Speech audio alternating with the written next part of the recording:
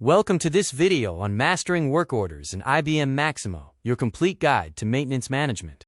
A work order is a comprehensive digital request that initiates the entire maintenance management process.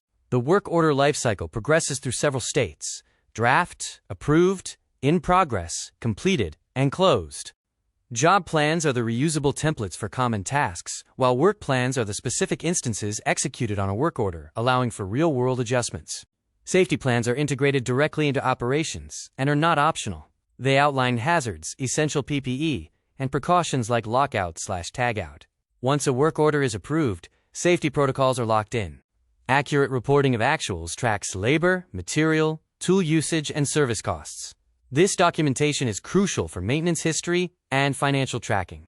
Work orders roll up all costs to the asset's hierarchical history. This enables accurate total cost of ownership calculations and helps identify high-maintenance assets immediately. Maximo helps you stay ahead of failures with proactive PM alerts, notifying you when preventative maintenance is due based on time or meter readings. Maximo supports connected relationships through related records, originator and follow-up parent-child hierarchies, and global tickets for widespread issues. Best practices include nailing the draft stage, using job plans consistently, and reporting and closing orders quickly to ensure accurate system costs.